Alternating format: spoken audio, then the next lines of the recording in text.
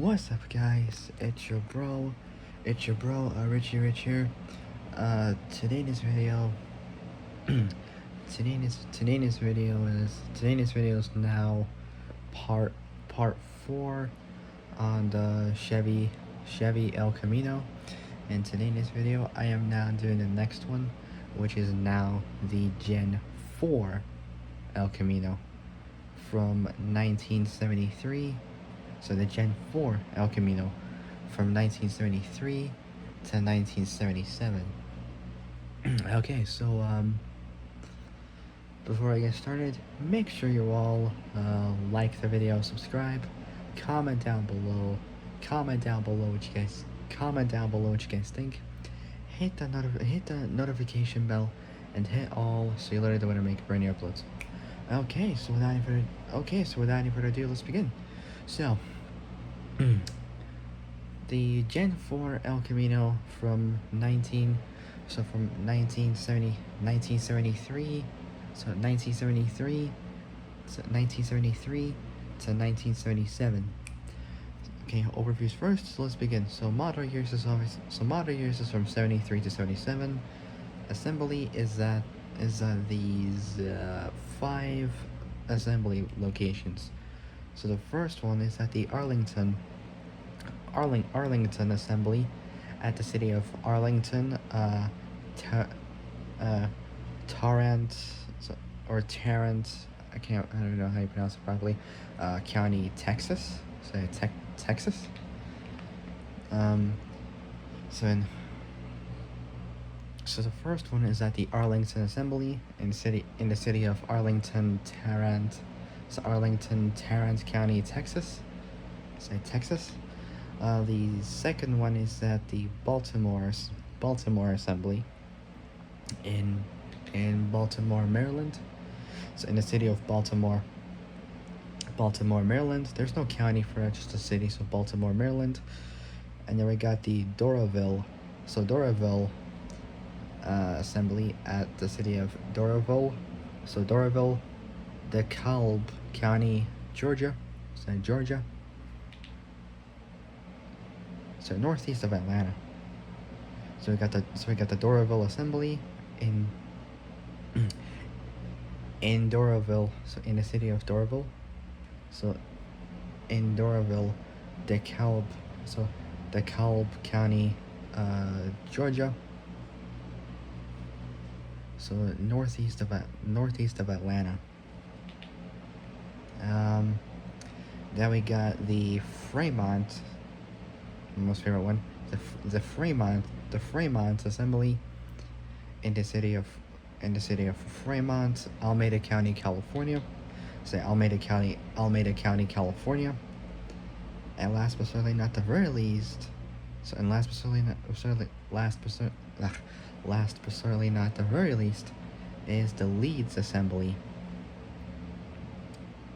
So it's the Leeds assembly in the neighborhood of Leeds, Kansas City, Missouri. So it's at the Leeds assembly in the city of Leeds. So the last but certainly not the very least is the Leeds assembly in the neighborhood of Leeds, Kansas City, Missouri. Body and chassis next. The platforms in A body is related to both the Chevelle and the GMC Sprint. Powertrain is next. So for the motors, we got one 6-cylinder, the rest of the other 4 are V8s. So we got 5 in total. So one's an inline 6, the other 4 are V8s. So the first one we got is a 4.1 liter 250 inline 6. So 4.1 liter 250 inline 6. Then we got the rest of the other 4 V8s. So the first one we got is a 5 liter 307. Then we got a 5.7 liter 350, 6.6 liter 400, and a mighty 7.4 liter. It says 7.4 liter 454.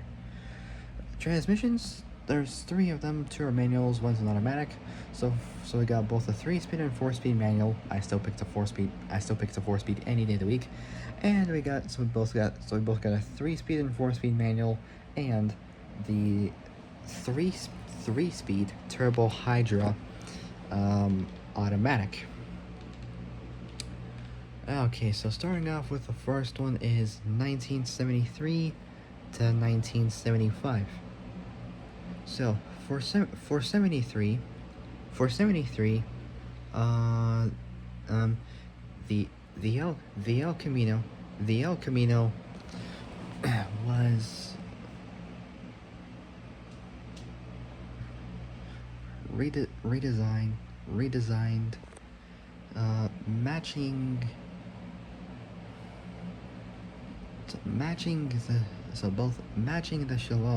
matching the Chevelle line. So matching the Chevelle line. So the Chevelle line, and using the wagon chassis. It's the largest El Camino generation. Energy absorbing hydraulic from so energy absorbing hydraulic from so energy absorbing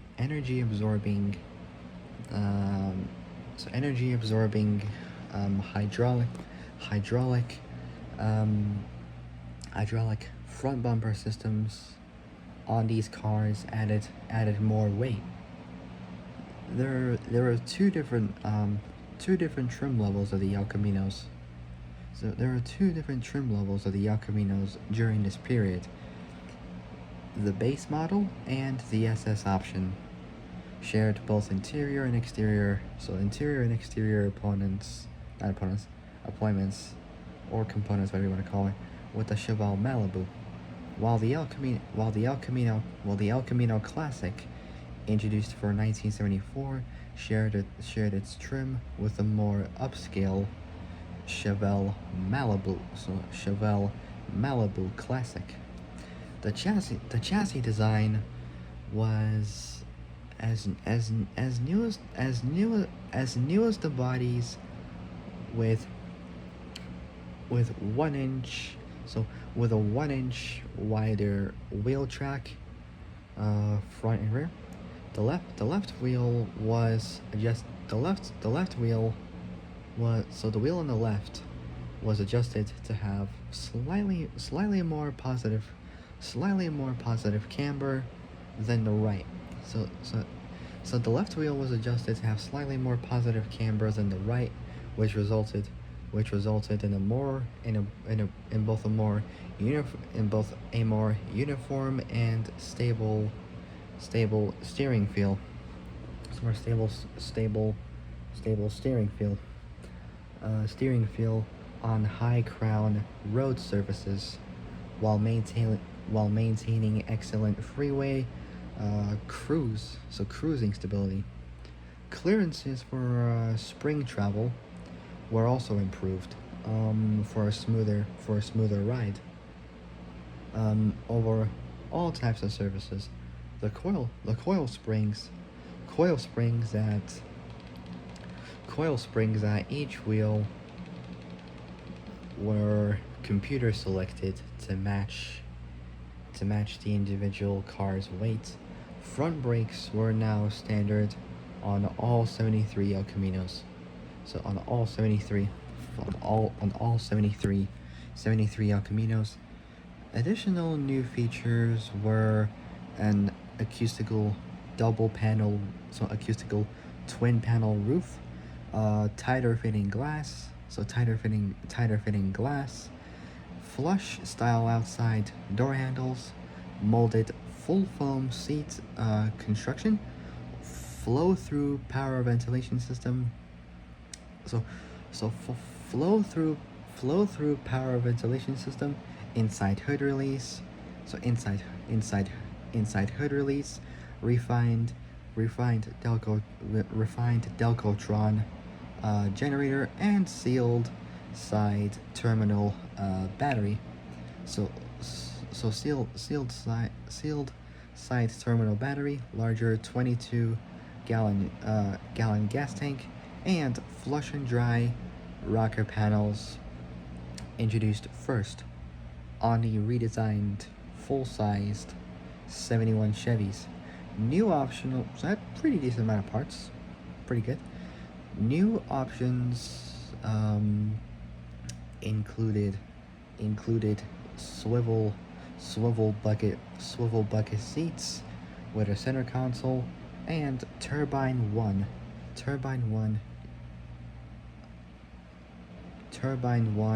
urethane turbine one urethane backed by steel wheels. As was the instrument gauge cluster. A benefit of the new body designs. So a benefit of the new body designs was much better visibility, to which the unusually thin windshield pillars, so the pillars on the windows, contributed. A structural improvement was a stronger design. So stronger design for the side door guard beams. El Caminos shared the colonnade, frameless door glass with other Chevelles, and would continue this feature into the next generation as well, so the Gen 5. So frameless door glasses is basically like for the doors that have no that has no frame around the glass. It's like on most cars, when you open a door, they have this huge frame, whereas on that El Camino, when you open it, it doesn't have a frame around the glass. That's pretty cool. This is pretty cool. So yeah, structural improvement was a stronger design for the side door guard beams. El Camino shared the colonnade. El Camino shared the colonnade flame. I can't even talk. El Camino shared the colonnade. El Camino shared the colonnade frameless. So El Camino shared the colonnade frameless frame. They shared the colonnade. So El Camino shared the colonnade frameless door glass with other. So they shared the colonnade frameless door glass. So the frameless door glass with other Chevelles, and would continue this feature into the next gen as well, which is the Gen 5. The 5 liter 307. So the 5 liter 307 two barrel V8 with 115 horsepower was the base motor. Options included a 5.7 liter 350 two barrel V8. So a 350 two barrel V8 with 145 horsepower. So 30 more than the 307. Say with 145 horsepower. A 5.7 liter 350 4 barrel V8 with 175 horsepower. So 30 more than the 2 barrel V8. So 175 horsepower. And my most favorite one, a 7.4 liter 454. Say 454 4 barrel V8. So 454 4 barrel V8 with 245 horsepower. So almost the same power as a classic early 70s Buick Riviera boat tail, but that has a 7.5 liter 454 V8. So pretty much almost like the same engine, like the same engine configuration, pretty much, like the liters, cubic inches, all that kind of stuff. Makes almost like the same power as a 1971 Buick Riviera boat tail, which is a pretty cool car. Just perfect. That was the one that was used in the Grand Tour lockdown during like COVID-19. They took the cars to Scotland to test out the American cars in European streets, pretty much. Because they have like a lot. They just do like a lot of American stuff. They drink American drinks, eat American food, wear American clothes, watch American TV shows, but they never were contributed enough to the American car culture like I am. Like, I'll admit, like, they do find American cars a little bit, bland in the UK, because, like, let's be honest, like, they are quite, like, huge on European roads, to be honest with you, like, but in America, it's totally fine. I mean, it's their home habitat. But in Europe, well, it would depend on which one you have and if it would be suited or not. But I mean, it's people's choices, like if they don't like, they want, don't want. It's just people's decisions. That's just how people are, really. It's not just for cars, but it's for other things in general. Depends on like what suits your mind. It all depends on like what your like opinions would be and all that kind of stuff. So don't need to force anyone for that, but just it's your choice or no. It's your choice to like pick what you want or what you need. It's just how it goes, really. Anyways, so I feel like it is consumer advice. I mean, not really, no, but I don't know why I'm saying this. Anyways, so the 5 liter 307 two barrel V8 with 115 horsepower was the base motor.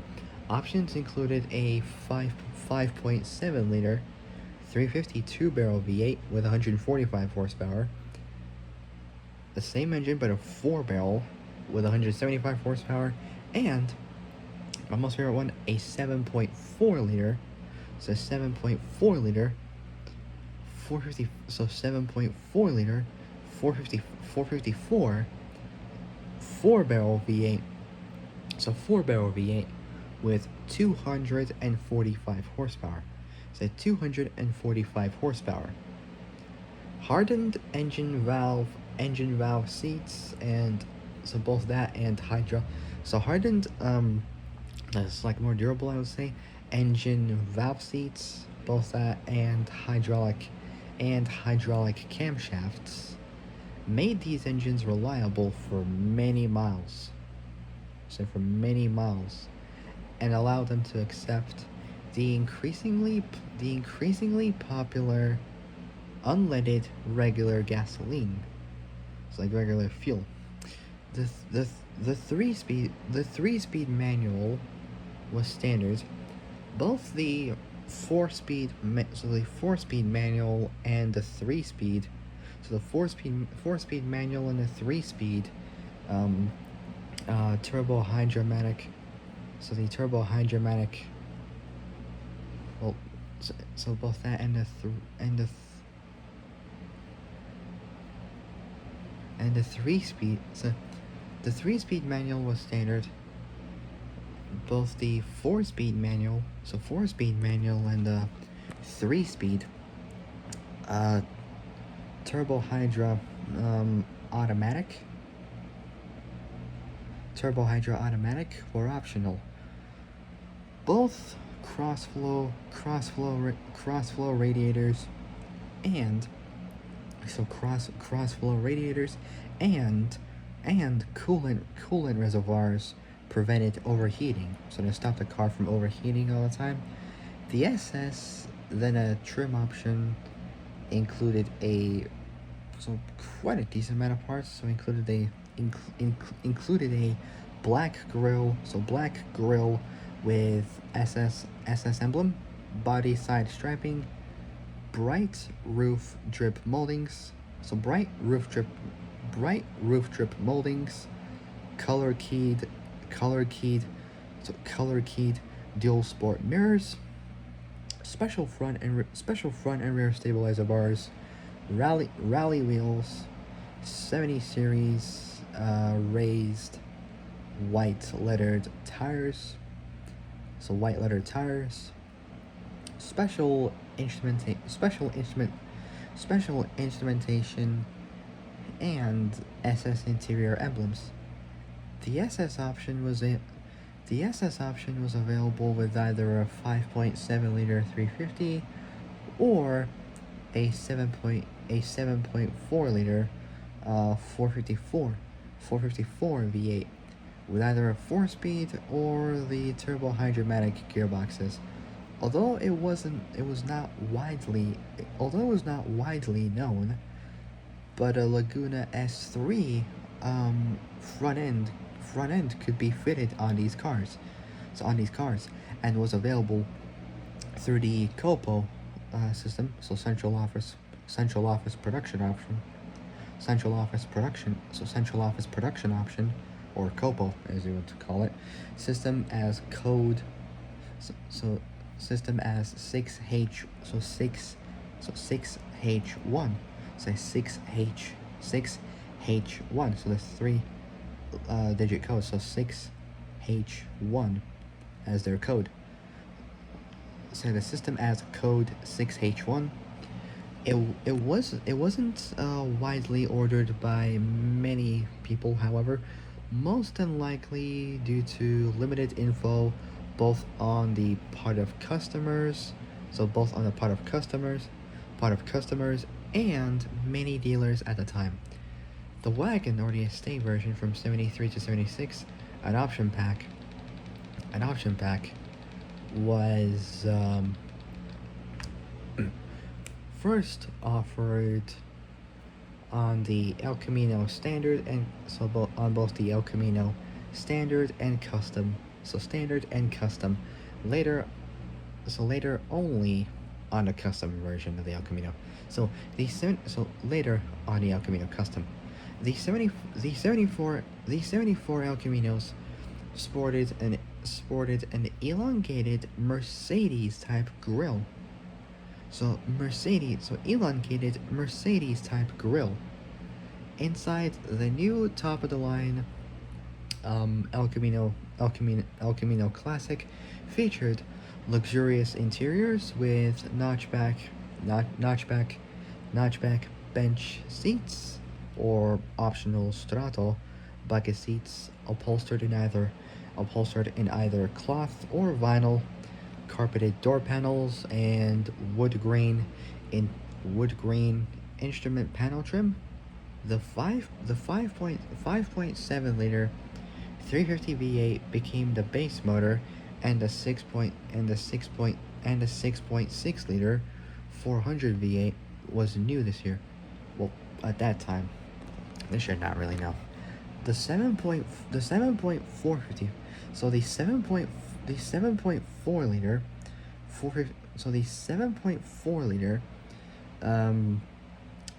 454 V8, say 454 V8.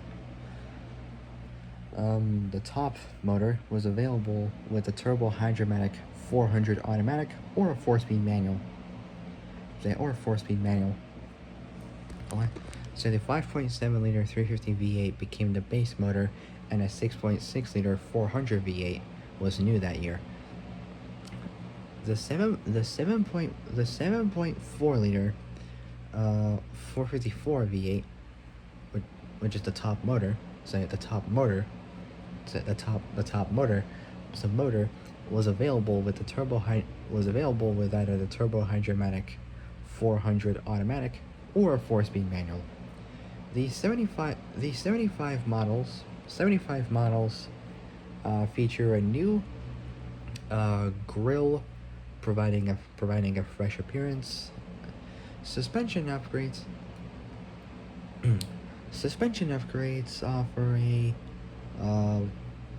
offered a quieter ride, and radial ply tires. Radial ply tires became standard. Dual or twin remote mirrors, new twin sport mirrors, intermittent wipers, and cruise control were among new convenience features that year. The 75 high energy ignition or HEI or HEI provided spark to the spark plugs. So to the spark plugs with minimal both minimal maintenance and increased power. So both minimal maintenance and increased power. So increased power. The larger distributor cap also provided better high RPM performance by decreasing the likelihood of the spark conducting to the wrong terminal.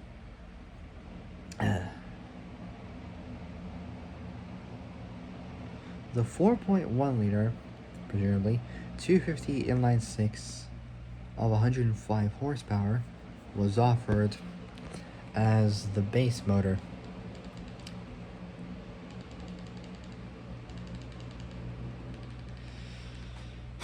So the 4.1 liter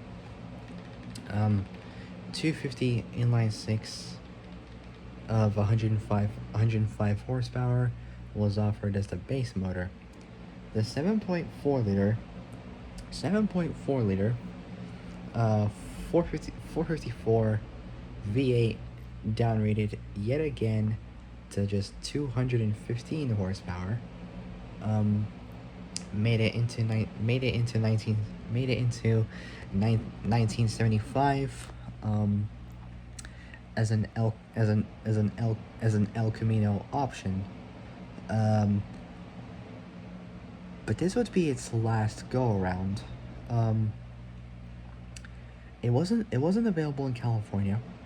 So it wasn't available in California, and the optional four speed manual was also no longer offered. Buyers could now choose. So buyers could now choose. So buyers can now choose an economizer. So an economizer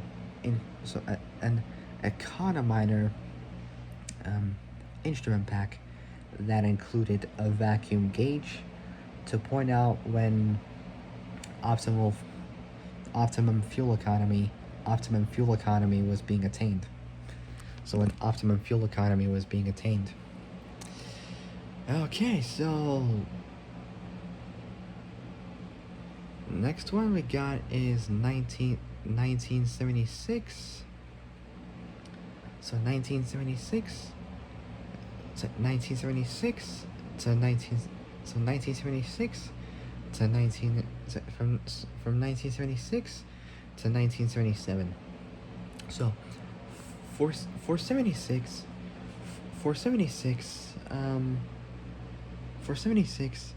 El Camino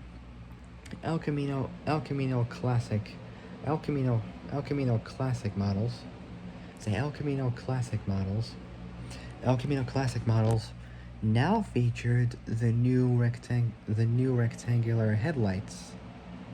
The new rectangular headlights that offer high-end GM cars were sporting.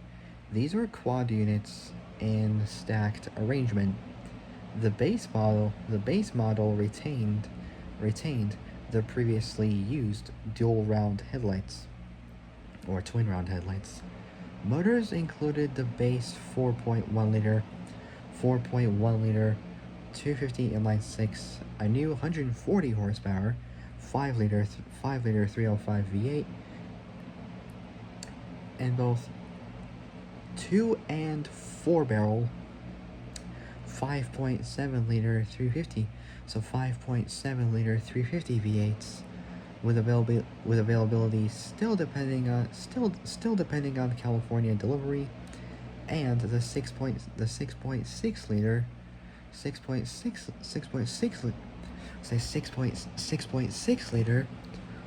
400 V8 still good for 175 horsepower. All motors apart from the 4.1 liter 250 inline 6 came with the turbo hydra automatic gearbox as the only gearbox available. The 4.1 liter 250 so The 4.1 liter 250 inline six came with either a three speed manual, or an optional turbo hydromatic. The 77 models were changed only a little bit. Apart from the 6.6 liter 400 V8, which was unfortunately gone, the El Camino Classic was again the top model, and the SS option continued. Alright, last one before I end it for now will be the production numbers. So from 1973 to 1977. So total production for 1973 was 64,000. So 64,987. So 64,987. And this is from 1973 to 1977. They all have it in total, apart from 1973, which they did not produce the El Camino SS. So for 1973, total production was 64,987, and that does not include, and it doesn't include the El Camino. It doesn't include the El Camino SS. In 1974, total production, they produced 51,000. So 51,223, and they also produced 4,500. So 4,543 El Camino SS's. That was in 1974. In 1975, they produced a total production of 33,000. Say 33,000. 33,000 say 33,000 33,620. So in 1975, they produced 33,620, which also has 3,521 El Camino. So 3,521 El Camino. So 3,521 El Camino SS's. Then we got 1976. They produced a total production of 44,890, which brings also to the El Camino SS's up to 5,163. So 5,163 SS versions. And last but certainly not the very least, we got is 1977. Total production was 54,000. So 54,000. So 54,321. So 54,321. Say 54,321 as the total production. And for the SS versions, they produced 5,226. So, or in plain English, 5,226. Okay, so that will be it for today. So for now, at least, I will be back somewhere a little bit later. Maybe, I don't know when, but I'll find out when I can do more. Okay, so that'll be it for now. So for my next and final El Camino video will be about the